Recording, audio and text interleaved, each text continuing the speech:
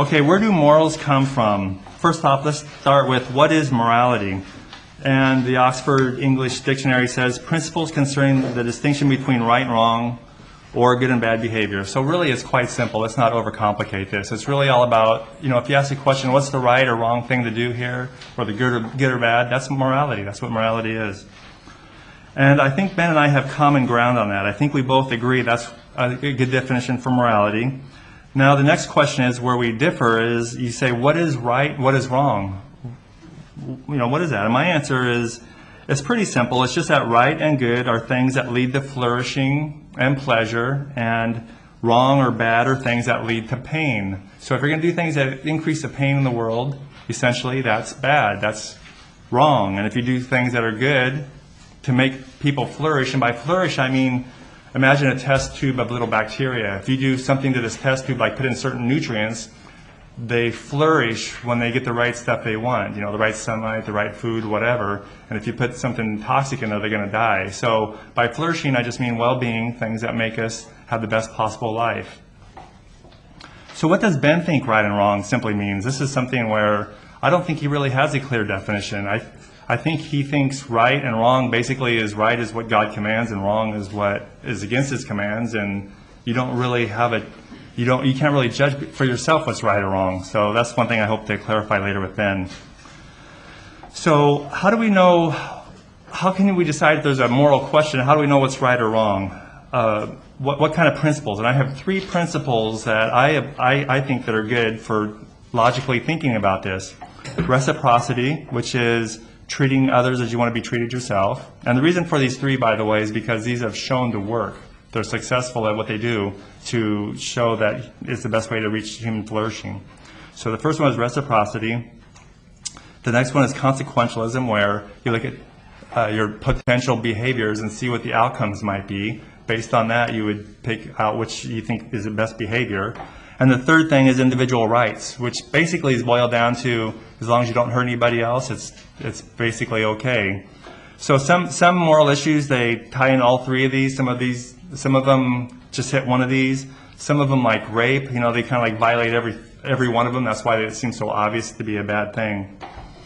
Now, a good way that I think to explain this is consider it a map. A map, for example, let's say I want to go to the store from here. What's the best way to get to the store? There's some directions that are directly to the store. Those are the good directions. Some of them might go in the opposite direction. That's the worst possible direction. And so morals are the same thing, except for how to get to it. Instead of how to get to a place, you say how do you get to a designation. That's more of a society thing. So for example, let's say we don't want any starving children in the world, or we don't want children in pain or children that are ignorant. We want to educate them. So how do you best do that? You build a path to that. Maybe it's good to have a law that they must be in school.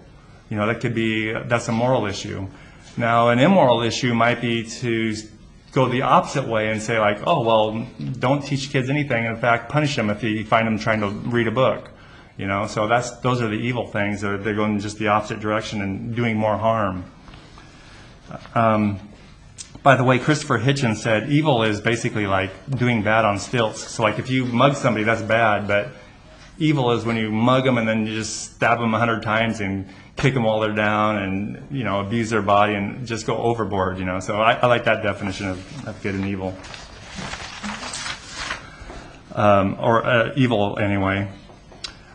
And Ben said, well, what about oughtness? You have no moral weight for that. Well, oughtness is just what you ought to do to get there. So just like if I want to go to Safeway, I ought to take this path to get there the best way. In the same way, if I want to feed children or reduce suffering for children, this is what I ought to do. It's really not a mystery how you get an ought. It's just simply the best way to get to that path. One philosophical tool that people use is the veil of ignorance. And in a children's example, this is what a lot of people experience in their homes. Let's say there's one piece of pie, and so the parent might say, okay, these 2 kids are fighting over this piece of pie. So one kid can cut the pie, the other kid will choose. And that'll force the first kid, because he doesn't know which one the other kid's going to choose. It's called the veil of ignorance, where he has to make it fair because he doesn't want to get ripped off. So, for example, tax rates. What are the best tax rates? Should we tax the poor or not? Well, you use the veil of ignorance, pretend like you don't know the future for yourself. You might be a handicapped person for the next 30 years in your life with no income, or you might win the lottery tomorrow and have $10 million. What do you think is the best tax rate with this veil of ignorance, not knowing how you're going to be? Now, one of the problems with saying morality comes from God is that there's a lot of gross morality in the Bible supposedly coming from God. For example, in Deuteronomy 22, it says if you suspect a woman is a non-virgin on her wedding night, you should kill her. Now, obviously, that's not worthy of the death penalty, and I can't imagine a father killing his daughter for something like that, because I have a daughter. And then there's the Noah's Ark story. I know Ben believes that there really was a Noah's Ark in a local area that killed all the humans except for the eight that were on the ark. Well, that's worse than genocide. I mean, there's never been a genocide that major before if that were really to happen. And what did it accomplish? I mean, humans haven't really changed. So what is that? Just God throwing a temper tantrum? And another thing is that they say, well, we inherited sin because of Adam's sin. Well, that's not very just. That's not fair. Actually, the Bible has contradictory statements where in one place it might say the children have to pay for the sins of their fathers, and then there's another verse where it says they will not. So there's contradictory messages there. And then, just to go right at the throat of the gospel, I mean, the whole gospel doesn't make sense because Jesus is supposed to die a substitutionary death on our behalf. Well, how does that make sense if I kill somebody and somebody says, okay, well, instead of Bernie getting the death penalty, let me die for him?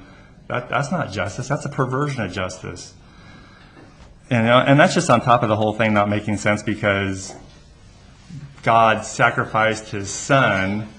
And, in the Bible, it talks about God condemns child sacrifice in Jeremiah 7:31. He said, that's something that never entered my mind. And yet, he commanded Abraham to sacrifice his own son Isaac. And Jesus is said to be God's son, sacrificed for sin. And this was all planned from the foundation of the world according to Revelation. So, on the one hand, God says, I would never do such a gross thing. And on the other hand, it's like that's the core of the gospel, is that he sacrificed his own son, which is also himself. And he's a God. Gods are immortal, but he died on a cross. I mean, all this stuff is just nonsense on top of nonsense. One time I was in a debate and I asked, a Christian said, we can be thankful to God for everything. I said, even hell? He goes, yeah, even hell. And it's like, how could you be thankful for hell? Because, I mean, if you are a mass murderer and you ask for forgiveness on your deathbed, I mean, he said because it's ultimate justice. But it's not justice because it's perverted, because if you repent, you don't go to hell. And if you're a murder victim and you don't believe in Jesus, well, now you're going to hell. I mean, there's no sense in justice there. It's an injustice. It's a perversion of justice. Then there's the problem of evil, where a lot of bad things happen. And this is the problem of evil because it's a philosophical problem, because they say Jesus is all-loving, all-knowing, all-powerful. And yet, here's a tsunami in 2004 in the Indian Ocean that killed hundreds of thousands of people and displaced millions of people.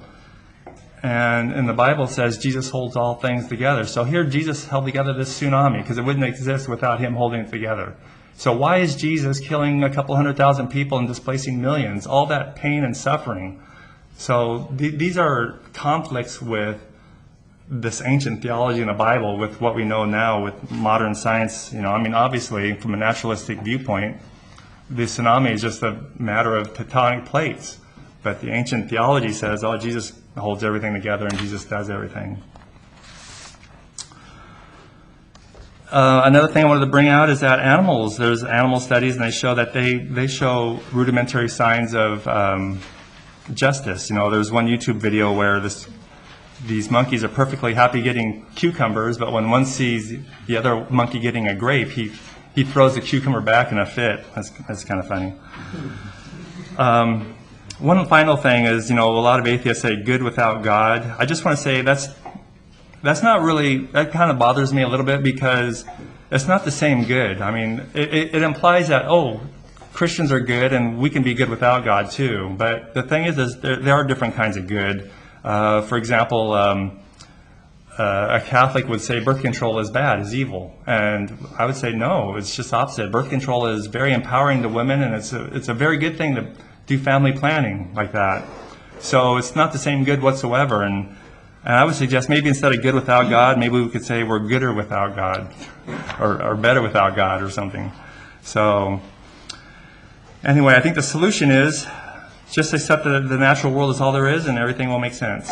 And I'm sorry I went over time there, Ben, but I'll make it up to you. Was that a moral failure? Yes, yes. Was that an objective? Lord have mercy on my soul.